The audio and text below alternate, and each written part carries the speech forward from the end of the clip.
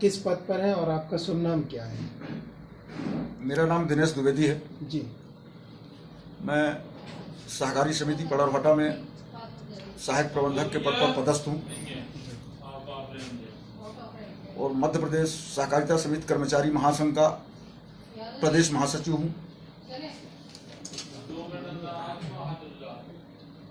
जी, आप सोमवार को कुछ चीज़ों को लेकर, गेहूं खरीदी और धान खरीदी, इसको लेकर कुछ आप बैठक करने वाले हैं या कुछ निर्णय पर पहुंचने वाले हैं और कलेक्टर साहब को कुछ आवेदन देने वाले हैं? वो क्या मुद्दे हैं जिसको लेकर आपको प्रॉब्लम है, समस्या है, सारी समिति को समस्या है? क्या है, विगत 4 माह से मैं जिला कलेक्टर महोदय के समक्ष अपनी बात रख रहा हूँ कि वर्ष 2018-19 में समर्थन मूल्य धान खरीदी का कार्य चालू हुआ। आज भी खरीदी में जितने भी हमारे ये खरीदी प्रभारी हैं उनको प्रासंगिक व्यय का भुगतान नहीं हुआ। हर खरीदी प्रभारी 8 से 10 लाख रुपए कर्जे के तले दबा हुआ है, जिसकी मांग बराबर जिला प्रशासन से चल रही है। इसी तरह 19-20 में अभी गेहूं खरीदी हुई, गेहूं खरीदी में भी राशि का भुगतान जिला प्रशासन द्वारा नहीं हुआ और उस स्थिति को देखते हुए संगठन द्वारा 2-3 बार पत्र दिया गया।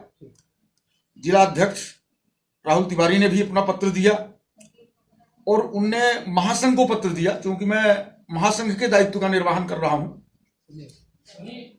उस नाते मैंने जिला कलेक्टर महोदय को एक अनुरोध पत्र दिया था कि ये दोनों 18-19 का गेहूं, धान का और गेहूं का दोनों के प्रासंगिक व्यय का भुगतान खरीदी प्रभारियों को हो जाना चाहिए। अगर ये नहीं होता है तो आने वाली जो धान खरीदी है उसका हम टोटल बहिष्कार करेंगे और किसी भी स्थिति पर कोई भी कर्मचारी खरीदी कार्य नहीं करेगा। ये पहला हमारा पॉइंट है। दूसरी बात, आज जो खरीदी सामने आ रही है तो उस खरीदी में सबसे बड़ी विसंगति हो रही है परिवहन की। परिवहन में लोडिंग तो हमारा खरीदी प्रभारी कराता है, लेकिन उस पूरी लोडिंग की राशि सरेआम ट्रांसपोर्टर खा जाता है।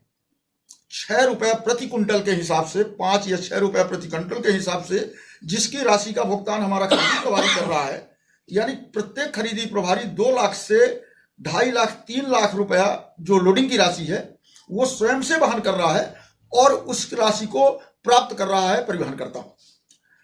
तो हमने कलेक्टर महोदय से आग्रह किया है कि जो परिवहन होने जा रहा है उस परिवहन में, आने वाली खरीदी में जो परिवहन होगा उसमें प्रत्येक सेंटर पर ट्रक वाइज 2 ट्रक या 3 ट्रक खरीदी क्षमता के आधार पर गाड़ी नंबर सहित सेंटरों को अलॉट किए जाएं, ताकि वही गाड़ी, जो गाड़ी अलॉट हुई है जिस सेंटर के लिए, वो बराबर पूरी खरीदी का परिवहन करेगी। इससे समस्या ये हल होगी कि जो आज होता क्या है कि परिवहनकर्ताओं का अंकुश नहीं रहता ड्राइवरों के ऊपर, साथ ही जो खरीदी एजेंसी है विपणन या नाम, उसका भी नियंत्रण बिल्कुल नहीं रहता ड्राइवरों के ऊपर। एक सेंटर में एक गाड़ी जाएगी, दूसरे सेंटर वाले ने फोन किया कि मैं 200 रुपए ज्यादा दूंगा, तो वो अपनी स्वार्थ सिद्धि पूर्ति करने के लिए वह गाड़ी वहां लोड न करवा के सीधे दूसरे सेंटर की ओर चली जाएगी।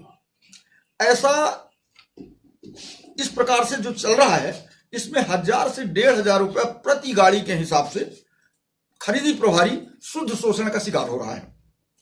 इसमें अंकुश लगाने के लिए एक ही रास्ता है कि समितियों की जो खरीदी हुई है उसका जो भी परिवहन होना है उसके लिए गाड़ी पहले से अलॉट कर दी जाए।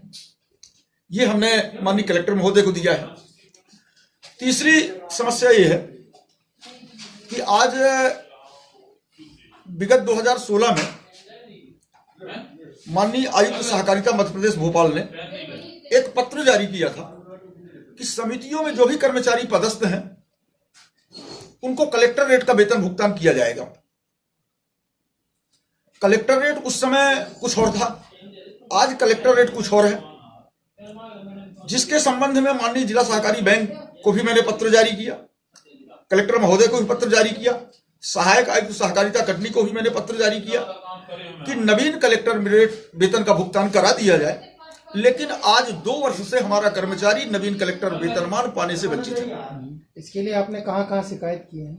मैंने आयुक्त रजिस्ट्रार भोपाल को शिकायत की, माननीय मंत्री महोदय को भी शिकायत की है इस संबंध में, और collector Jabalpur, collector Katni, deputy registrar और जिला सहकारी बैंक के जो हमारे मुख्य कार्यपालन अधिकारी हैं, वहां से क्या जवाब आया? उनका जवाब क्या था? उनका जिला सहकारी बैंक से तो एक पत्र जारी हुआ है जी कि कलेक्टरेट जो भी है आयुक्त सहकारिता के आदेश निर्देश का पालन किया जाए। लेकिन जैसे कटनी डिप्टी रजिस्ट्रार के यहां से जो जवाब मिल रहा है, उनके यहां से यह मिल रहा है कि हमें प्रशासकों को बढ़ाने का पावर नहीं है, समितियां भंग हैं, निर्वाचित कमेटी नहीं है, इस समय ARCS के आदमी बैठे हुए हैं, सहायक आयुक्त सहकारिता की कटनी के आदमी बैठे हुए हैं, और उनका यह कहना है कि हमें बढ़ाने घटाने का अधिकार नहीं है। जबकि मैं कहता हूं कि उसमें घटाने बढ़ाने जैसी कोई बात नहीं है। हमें आप तो केवल आयुक्त सहकारिता मध्य प्रदेश भोपाल के आदेश का पालन कराएं। इस संबंध में ही बैठक में चर्चा होगी और ज्ञापन सौंपा जाएगा। ज्ञापन में क्या क्या लिखा हुआ है? क्या क्या इस मुद्दे बिंदु क्या है? ज्ञापन में पहला बिंदु तो 2018-19 और ये 19-20 के समर्थन मूल्य का जो प्रासंगिक व्यय, लेबर व्यय का भुगतान नहीं हुआ है, लोडिंग का भुगतान नहीं हुआ है, वो अविलंब भुगतान कराया जाए गेहूं खरीदी, ये आने वाली धान खरीदी के पहले। दूसरा, नवीन कलेक्टर वेतनमान के भुगतान आदेश अविलंब जारी किए जाएं और आयुक्त सहकारिता मध्य प्रदेश भोपाल के निर्देश का पालन कराया जाए।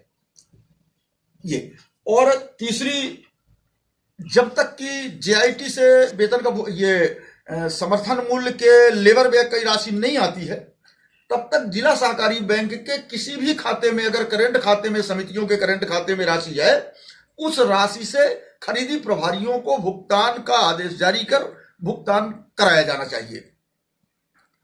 तीसरी समस्या, जो हमारा जो चौथा विषय ये रहेगा कि जो आने वाली खरीदी है, जिसमें कई शिकायतें होती हैं कि किसानों से पैसा लिया गया, जांचें होती हैं, और आज वास्तव में खरीदी प्रभारी की आत्मा से पूछा जाए कि वो खरीदी कर रहा है तो भुगतान कैसे करेगा। इस संबंध का ज्ञापन भी रहेगा कि अग्रिम भुगतान व्यवस्था के आदेश जारी किए जाएं।